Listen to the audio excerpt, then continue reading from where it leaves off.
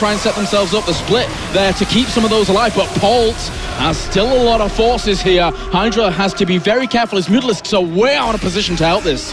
Yeah, Hydra, you know, he's no longer just defending his third base. This is Game 7. He's defending his first championship title ever in StarCraft 2. He cannot let this go. He's going for a bit of counter-harass. And he will get some of these reinforcements as they just stunned. That Marauder was literally stunned in fear as to try and deal with that amount of Mutalisks. And these Marines reinforcements get themselves a few Mutas, so good start there by the Marines.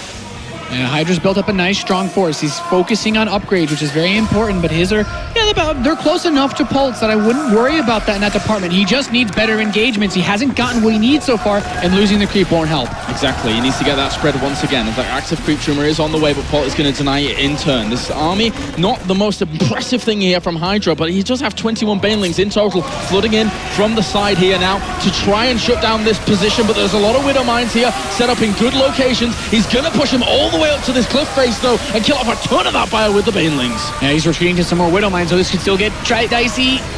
Okay, caught a few of those Mutalisks, but at the same time, they are still alive and good to go. Great focus fire there from the bio. Oh my god, some of those Banelings actually did 0, and now, without those Banelings, the Mutalisks are vulnerable. I have to fall back. That was a phenomenal engagement for Polt. There are 6 Banelings on the way, Kalaris. Only 2 being on the map means that there is a big window open for Polt to push, of course. He's going to allow the Banelings to finish in exchange for having his units getting healed by the medevacs. Polt doesn't want to overstand because it could allow the inferior number of Banelings to get, unusually cost-effective detonations. Yeah, Polt can be pulling this back at the moment. He has made such a strong series out of the very, very end of this. Now 160 supply against 160 supply. The workers on both sides looking good, looking healthy. This game is no over at all by any stretch of the imagination, as Hydra is going to push in once again. Off creep, mind you, to try and kill off a lot of this bio, but he doesn't do enough to think that he is going to push on a lot more. So many fights off creep. Hydra's really pushing the issue here.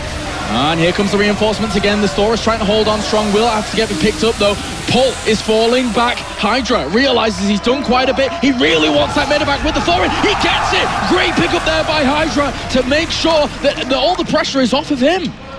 This has just been such a wild game. Hydra going toe-to-toe despite so many cost-inefficient trades. He's actually banking an absurd number of resources right now. He doesn't have the larva to spend it. He's been just distracted so much. I mean, he might as well just throw up a couple bases right now. He's now going to take the gases on the 4th. This is very important. This opens up that tech I was talking about that he used on Overgrowth, the tech to get the extra gas, to get the Mutalisks, to get the Banelings, everything that he needs to stop Polt in his tracks. At the moment, it's 2-2 here for this bio, going up against what we have 2-2 as well on the other side of things. So Hydra really would love to get up to that hive at some point very, very soon. 3-3 hasn't started yet for Polt, though. He doesn't really have the money available to him. Certainly doesn't have the gas to get that going at all. Really wants to continue pressing here. He knows he has the creep all the way back, so trying to deal with all of this location and make something happen at that spot is best when there is no creep. Yeah, Hydra is now mining the extractors on his 4th base, so this is where he starts to get that gas income. Polt needs to make some big moves now.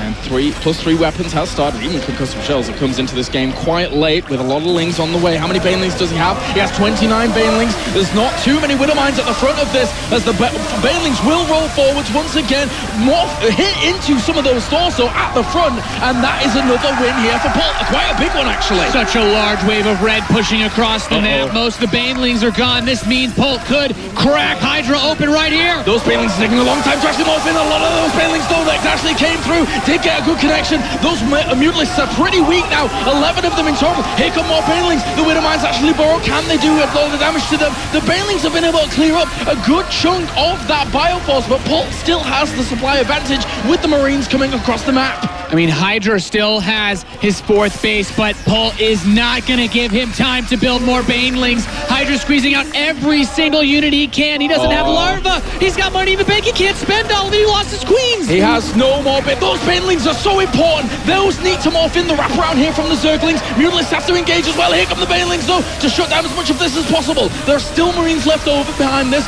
Picks them up, get them out of the way. The Marines and Marauders coming as reinforcement. The Thor ends up falling at the front. Hydra Hydra is trying to hold on desperately here to keep this going, but Polt has taken a 30 supply lead and is on top of this fourth phase, Nathanius. Polt is slowly pushing his way towards a third WCS championship. Kalaris, I don't know if Hydra can stop him at this point. I can't believe it. The Queen ends up falling. These Brainlings are the last ones he has available to him. He has one more Baneling, but this base is so important for Hydra. GG! Ladies and gentlemen, an unbelievable performance by Polt, and the recovery here in this best of 7, and he is your 3-time WCS World Championship Series champion. Just absolutely amazing play by Polt to come this far, recovering from that 1-3 score to take the trophy for Season 1. Unbelievable stuff here, unbelievable. And now we head over to our experts here after this best of 7 with Polt being the victor.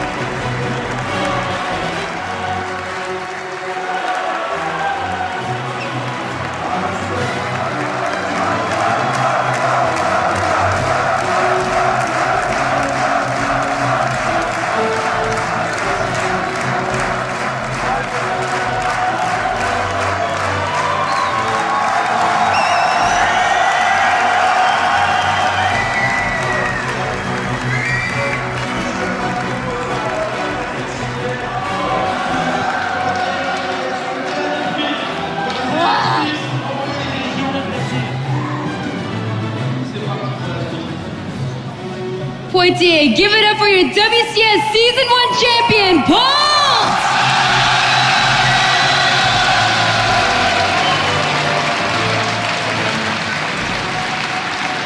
Polt, since 2011, you have 6 StarCraft 2 championships under your belt.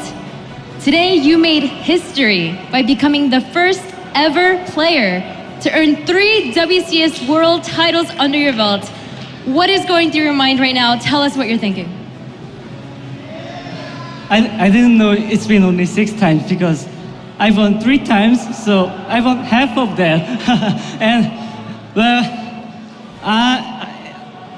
myself was the first player who made it 2 times champion for WCS and made it for 3 times now. Hopefully I can make it for 5 times.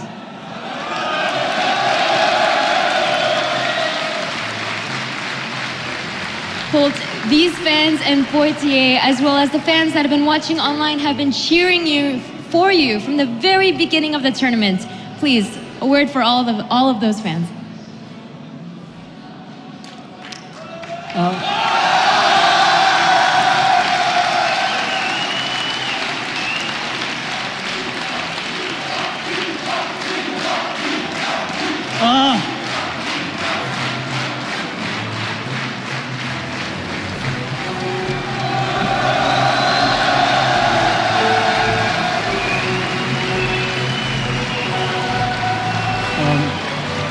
Actually, there has been a slump last year. I've not won any WCS last year. Just got round of 4 and round of 8. So people and fans were kind of worried because Polt is not playing well right now. He's going back to school and things like that.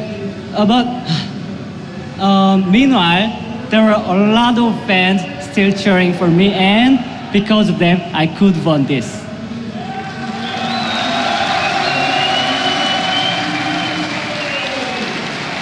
Congratulations again, Polt. He is your WCS Season 1 champion. Apollo, back to you.